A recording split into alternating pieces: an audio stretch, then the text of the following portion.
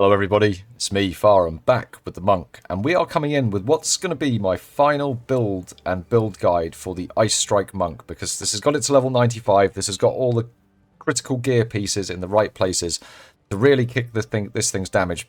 Like, it's clearing really fast.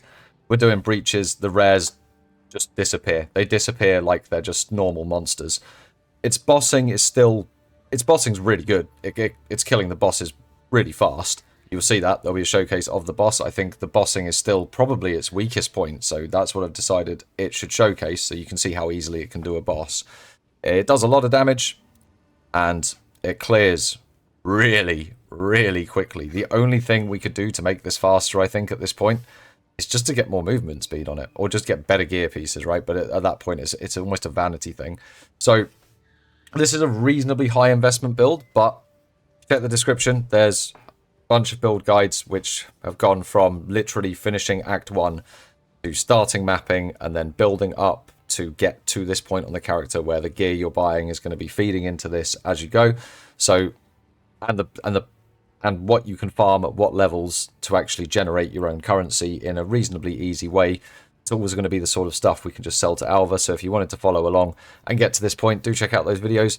But that's enough of an intro, I do think. Let us take first look at the passives. Take first look at the passives?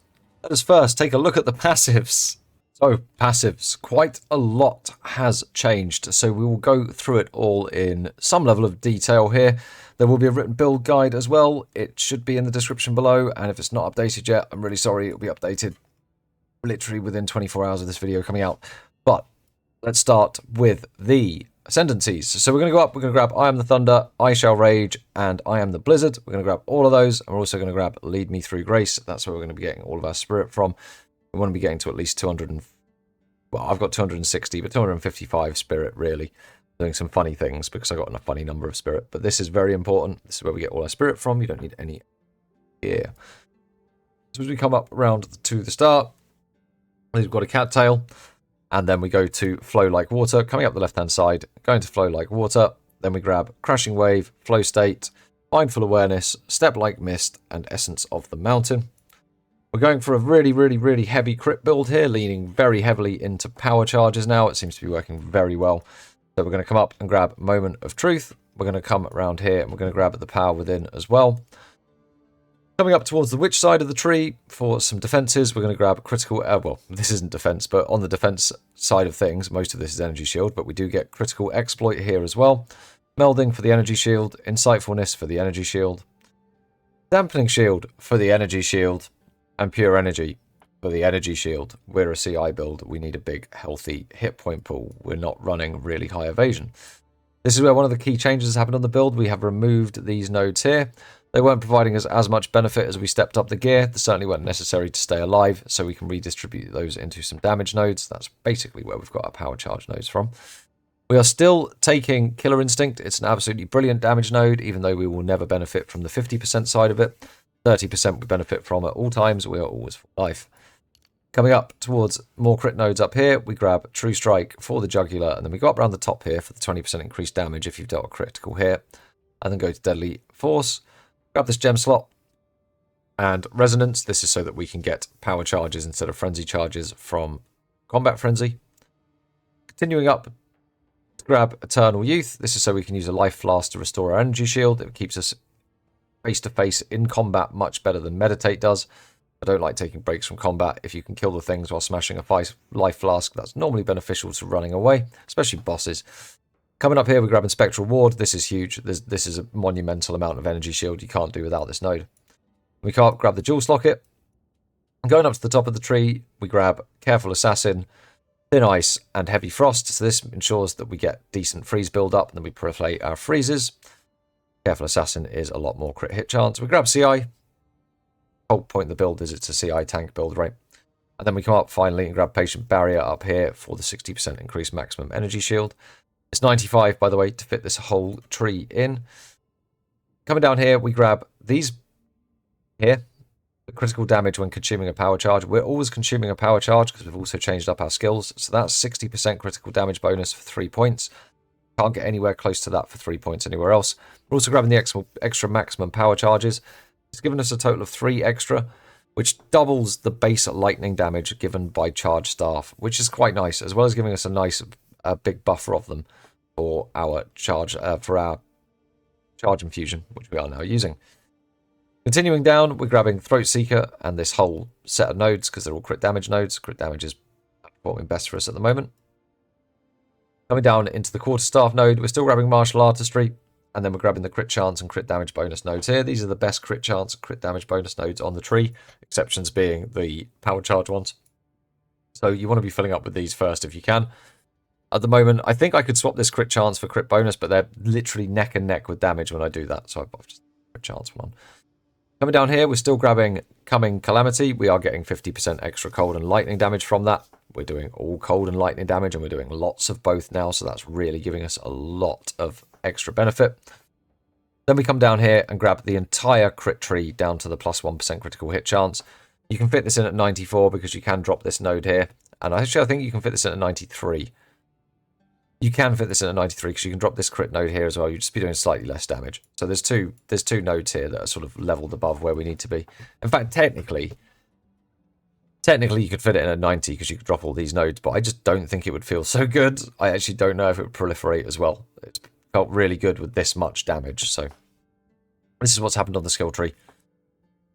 Let's take a little look at what we've done with the gems. There's been quite a few changes, but we really are maximizing the DPS here, especially of the Herald DPS, to get those real juicy clears, making sure that we're killing rares like that. Like, breaches are just going completely clear. There's not the rares left standing anymore. We're clearing a lot faster. It's a lot more efficient. So, been tweaking things, moving some of the gems around, really bringing this together for really, really solid clear, and just the capability of just nuking down bosses as well. So, let's look at these skills, starting from the top. Unbound Avatar, easily the most boring skill. We've got Persistence and Fire Mastery in it. This makes it last for 14 seconds and not 10 seconds. Woo! Alright, next skill. So, Temper Spell. Started to run into some mana issues, so we've solved that using Temper Spell. If you're not having mana issues, then there is a gem swap I can recommend here, and that would be Soul Thief for close combat. That will make it cost a lot more mana, but you will do 25% more damage. Very good, but looking at the other gems, these are the ones I recommend that you have guaranteed with no switch. Overabundance, because getting 2 bells out and then doing your elemental invocation literally doubles the damage. Heft for maximum physical damage. It's the most damage you're going to get on this. Heavy swing, well, apart from heavy swing, the attack speed doesn't matter because of how often we're hitting the bell, so the 35% more melee damage, it's just great. Font of Rage to give you 30 rage for 30% increased multiplicative damage guaranteed on bosses is amazing. You'll be standing right on top of it. Your rage bar just fills up. So grab that. That's going to be Temper Spell setup. On Ice Strike, don't let this number fool you. That gets multiplied up a lot by how we've got our passives when we go into when we go into a map, because that's when the charge infusion kicks in. Looking at the skills here, we're going for Cold Pen, Cold Infusion, Concentrated Effect, Primal Armament, and Martial Tempo. You want this at 5 slot. At this point, this should be probably the first thing you 5 slot. Charge Staff can go to 5 slot as well, although this is... I'll tell you how this works. So I've got Overcharge on it because this is the thing causing the most shock when we're in single target. So that's when we really want that extra damage. That's when we need it a bit. Or more rather, that's when it's the most helpful. So we grabbed Overcharge there along with Lightning Infusion because this gem literally fits nowhere else anymore. Not a good fit in any other skill. Put it in Herald of Lightning, Herald of Thunder, then it stops the cold proliferation, and it's just a massive damage nerf to Herald of Ice, and Herald of Ice no longer needs this to guarantee its shock. So we just dropped it in Charge Staff. If you only want to run 4 gems on Charge Staff, then chuck out Lightning Infusion. Lightning Pen, you could even run 3 on Charge Staff, and chuck out these 2, to be honest, or figure out somewhere else better to put Lightning Pen. Perpetual Charge and Lightning Exposure. Lightning Exposure reduces lightning resistance by 20%. So a lot of our damage is now lightning. It's good to have that somewhere. It's more important for single target than anything else, so I stuck it in Charge Staff. Herald of Ice, we are running Magnified Effect, Coursing Current to help proliferate that shock even further. That's working quite well. Conduction for more chance to shock. Innovate to increase our lightning damage when we do shock with this. And Cold Mastery for extra support, extra skill level, just gives it a little bit of damage. In fact, it gives it about 10%. It gives it 2,500 damage, so about 7.5% there. Not bad. On Wind Dancer, we've still got room for this to run defensively, which is nice. This does give us quite a lot of evasion when we need it. Our evasion is now kind of low because of what we've done with the tree. We've dropped from 73 to 69. I know that's nice, but it's not as nice as dodging 73% of the hits. So still want to be running still want to be running Wind Dancer. You want to put Blind, Culling Strike, Cold Exposure in this. I wish we could fit Cold Exposure somewhere else so that we could get it running well for boss fights. And I suppose you could put it in the Bell instead of Soul Thief. You could, but it depends on your mana issues there. So make that call. But either way, this affects the Gale Force hit, so everything gets hit with that when something hits us. That's quite nice. On Elemental Invocation, thank you very much for the suggestion in the comments on this one. We have changed how this gem works quite a lot. We are now running 2 spells on this. We're running Ball Lightning and Eye of Winter. Don't worry, we're still getting up to 5 stored spells, which is actually 10 stored spells because it's 5 Ball Lightnings and it's 5 Eye of Winters. Eye of Winter only fires 1 major projectile, but each one of those fires lots of little projectiles, and it hits the bells blow up so much faster. It's crazy. And this inflicts critical weakness on the bosses as well, making you deal even more damage. It's really good. We're supporting those 2 spells still with Deceleration and Scattershot. We're supporting the whole meta gem with Capacitor. This is a must-have because without this, you will only store up to 2 spells, and then it's really shit. You need Capacitor. That will allow you to store up to 5, which is actually 5 of these Eye of Winters, which all fire 8 shard projectiles each. So that's 40 projectiles there, plus 3 lightning balls that are all shocking everything. Also, another thing, make sure you put quality on the Ball Lightning. Do not put quality on the Eye of Winter. Quality on the Eye of Winter will increase the projectile speed. We do not want that. Quality on the Ball Lightning will increase how far the lightning balls fire their beams. Therefore, they'll hit the bells for longer. Yeah. Ball Lightning. Quality. Eye of Winter, no quality. Neither spell needs to be above a level 13. If you take them higher than that, they just get more costly. It's pointless. It doesn't, going up levels doesn't reduce their cast time or anything, so keeping them at 13, 11 and, sorry, 11 for Ball Lightning and 13 for Eye of Winter is fine. We're still running Combat Frenzy with Profusion in it. We're running Grim Feast, which I've got clarity in. That helps with our mana issues a little bit, so I like to keep running that. Herald of Thunder is running with Glaciation, Longshot, Ambush, Ice Bite, and Lightning Mastery. And then the new skill we've introduced here is Charge Infusion. I've dropped Precision in there. I'm sure it will help when something lowers our accuracy or we have some sort of debuff on us and something or other. You don't have to run that. What I really wanted to run was Herbalism, but I'm 3 spirits short of that. Herbalism would have the impact of giving you 30% more energy shield back from your life flask. That would be a good one to run if you can stretch to the 265 spirit. But honestly, you can run this with 250 spirit. This precision is not required, so keep that in mind if you're looking for a chest and there's some available with slightly fewer stats. That's the skills. That's what we've changed. This is what I'm seeing as the end game skill set for this particular build. It's feeling very, very powerful. Let's have a look at the gear and what pieces we had to upgrade in particular in order to enable us to change the skill tree and go for these gems. We're stat stacking a bit. We're trying to maximize what we can get out of these hands of wisdom and action. They're really, really powerful. So we've got intelligence and dexterity in quite a few places. Sitting a little low now on 69% evasion, but it's nice and it's enough. Resistances, we're over capped to at least 90% on all of them so that we can run elemental players are cursed with elemental weakness without having any problem there. We're sitting on a 5,500 energy shield, just over. I would not recommend running this build with less.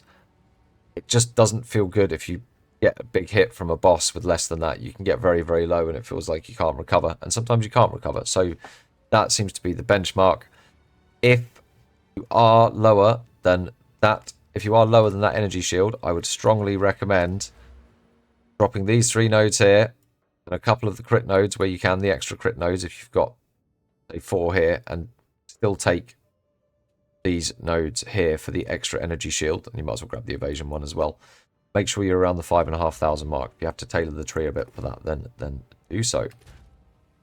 On the gear, weapon hasn't changed from the last build guide. You want to be looking for something with good crit bonus if you can, but crit and crit bonus together are very, very expensive. Found that crit chance slightly ekes out crit bonus for a lower price point. So I've gone there. Somewhere on the build, you want to get some fire damage. This is so that you can get the bell. The weapon is actually one of the most inefficient places to grab it. I would actually look to grab some on one of the rings if you can. To have mine on my weapon, so I've kept it there for the time being. That'll probably change as I look to do more investment into the build. But increased attack speed, critical hit chance, flat fizz, percent increased fizz, critical hit bonus if you're a big spender. They're the things that you want to get. If you can get a stat, then intelligence, dexterity, doesn't matter. Just try and get a high roll on one of those. Higher than 22 if you can. Looking at the head, this has got completely the wrong gem in it. It came this way off the auction house. Sometimes I'm cheap. This was a cheap piece. You want to be looking for a high energy shield base. 350 at least, really. Anything lower than that and your energy shield, you'll start to suffer. So look at that. Look for those 350 ones. You should be able to get one with just some resistances and some maybe a couple of duff stats on it for a few divines there. I think you can get a couple of very good DPS stats on head though, but then you'd be looking for a lot more investment. If you want just something to get you through, it's that energy shield that you're looking for on this piece.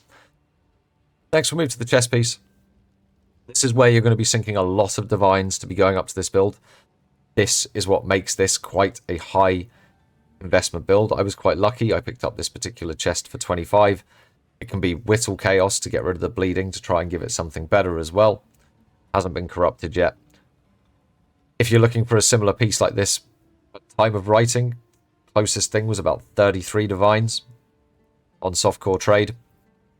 There's quite a few things out there like that, but you're going to be you're going to need at least 1200 energy rating and at least, I think it will definitely come in at about 440 energy shield. Basically have to get 250 spirit, so need those points there, and people know that that's the points people need, and the price is there to match. You want to be looking here to get the resistances that you're missing and just as much energy shield and evasion rating as you can. That's it for the chest. It's just an expensive piece. However, by getting that extra evasion rating here, it actually makes us able to drop these points here, because that shield basically gives us what those points give us, and then we can redistribute them to damage. We weren't hurting for tank before, so we may as well change. Which makes it a very, very, very good chest and very appealing, especially when it comes to single target to make that change. When it comes to the amulet, we are again going for a high energy shield amulet here. I've used this to get a lot of my rarity and shore up some resistances. You can get really good damage bonuses from the neck, but again, you're going to be paying a lot of money for that. What you really need from the neck is energy shield. This is another place where you're going to get a big chunk of energy shield. That's giving us almost 900, see? The helmet's giving us 1700, and the chest is giving us 2600. So those three pieces really are our energy shield. So you want to be looking for those stats across there. On the rings, one ring you've got carte blanche. You can get whatever ring base you want, but you want to be looking for cold damage to attacks, increase cold damage, increase lightning damage. If you can get fire damage to hits because you haven't got it on your weapons, then you should grab that on one of these rings. Any resistances you need. And I would recommend on at least one ring grabbing leech physical damage as mana. This will help you sustain as you're going through really, really big, juicy breach packs. On the other ring, this is where you don't have quite so much choice. You need an unset ring. We need one skill point. When it comes to stats, you still want that flat cold damage. In fact, these are stats you just need to balance across the rings, right? So wherever you can get the leech as mana, that's fine. Whatever resistances you need, try and get those balanced in here as well. Critical damage ones you're looking for are cold damage to attacks, cold damage and flat lightning's fine, or increased percent lightning damage is fine as well.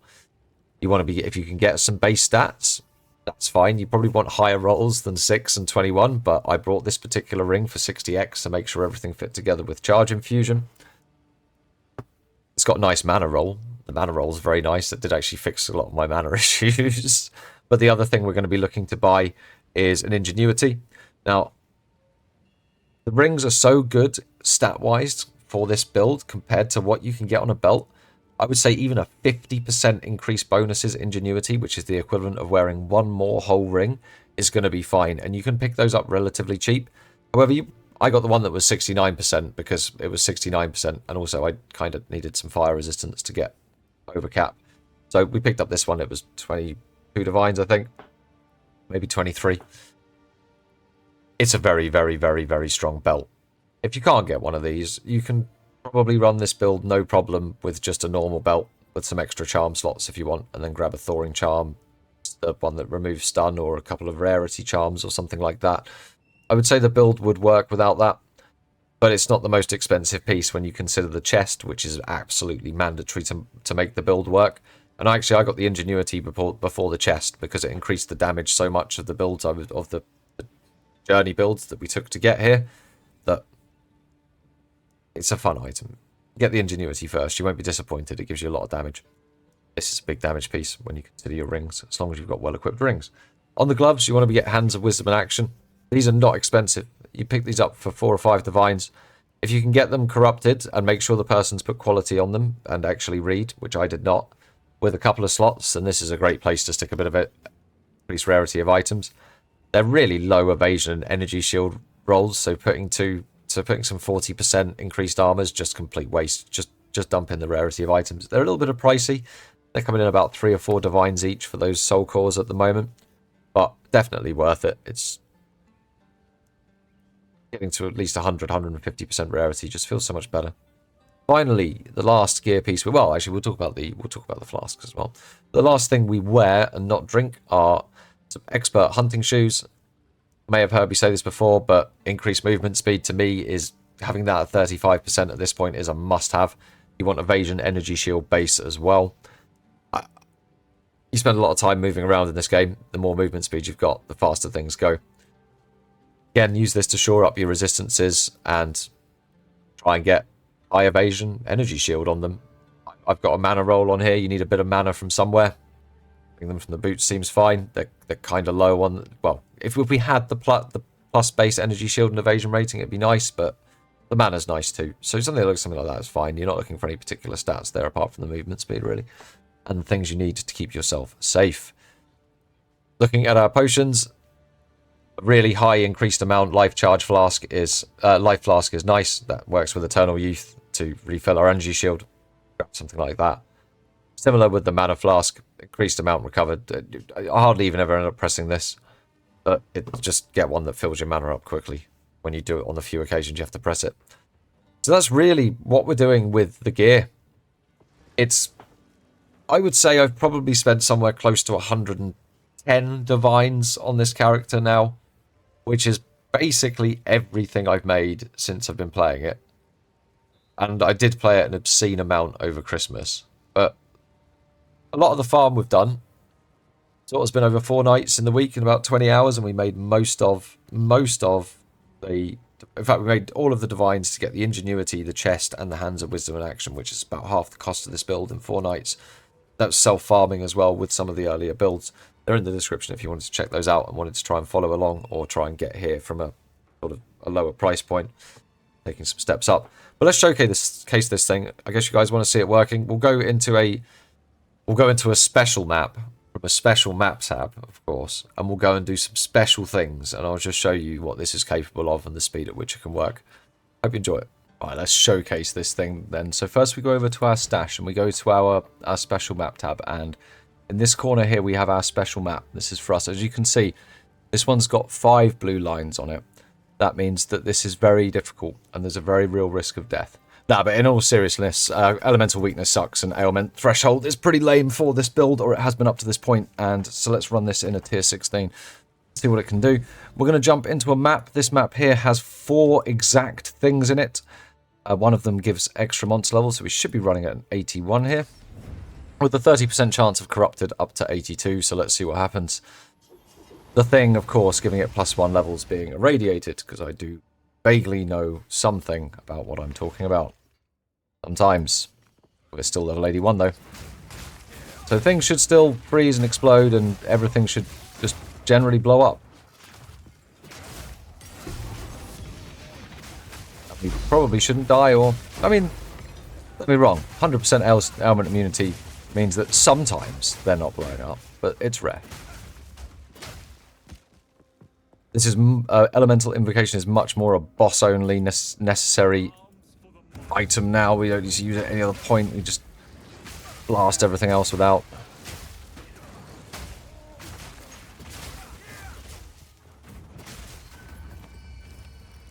Some Chaos Orbs that have come back. Blimey, how fortuitous. There's a boss in this map as well. That's what one of the other things was, so that's going to be important for later. Waystone tier 15. As you can see, not all loot is shown for me. That's because I actually like to pick some things up that aren't just waystones, but this is rare. Mostly it's just waystones. Waystones, of course, being very important. Best loot. That's why the out-of-the-box game... Of course.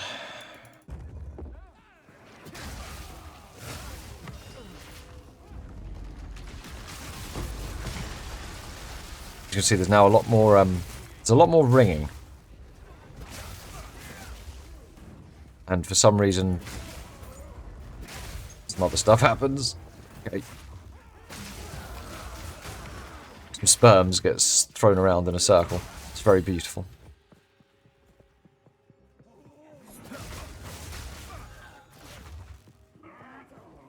Our charge staff lasts for about 42 seconds now, I think. It lasts for a long time. You hardly ever have to refresh it. Always consuming power charges for all of those juicy bonuses. And this is what we live for. We're here for the breaches.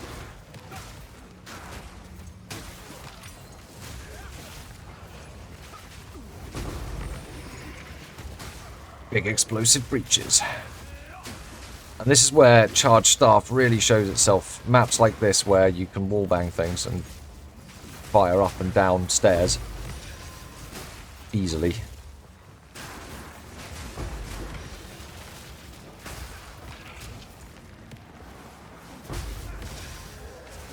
I always think those ones with the circles are elites, and they're not. They're just random crap. Oh my god, there's so many hands over there. Oh no, we can't get down. There's a wall in the way. This is where Blink would have been good. Just looking properly, using my eyes. Anyway, we got lots of loot, and that's the point, right? The build just absolutely slaughters everything. There's only 2 map modifiers I've found that are annoying. And that is maximum player resistances, because that's always annoying. And monsters pierce elemental resistances. That's also can be annoying. But even that's kind of... Even like 10% minus resistance is okay. As long as everything's not super juiced. Doing extra damage with elementals, elements and stuff. That kind of sucks. But extra damage with chaos is just free. Oh my god. I hate this map. Sometimes it sucks. I want to go to the boss. I want to go show off the boss.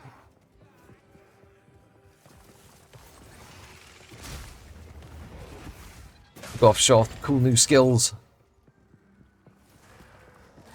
Boss is up here. We know this. This is known.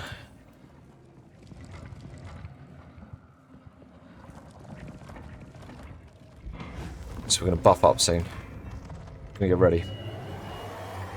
Time to buff.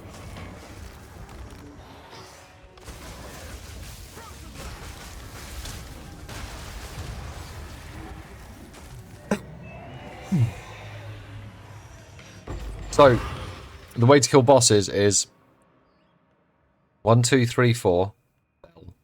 1, 2, 3, 4, bell. And then you hit Elemental Invocation. It just melts. And that's it. And that works on everything. And if you have to repeat that cycle a few times, you do it. And Elemental Invocation just regenerates itself from how many times it hits the bell and how many status effects it causes. So it's fine. That's the build, guys. That's the showcase. Pretty strong. Definitely capable of all content. Definitely capable of doing it all fast. Hope you've enjoyed going through this build. And if you have followed it all the way from the start and you're getting to this point, it's super fun. It's very fun. I'm probably going to do a few videos about farms we can do with this that are a bit more varied and interesting potentially than the Breach. And then I might be looking at another couple of characters or another couple of endgame builds for this. I'm not really sure yet, but I hope you have enjoyed it. And I'll catch you in the next video.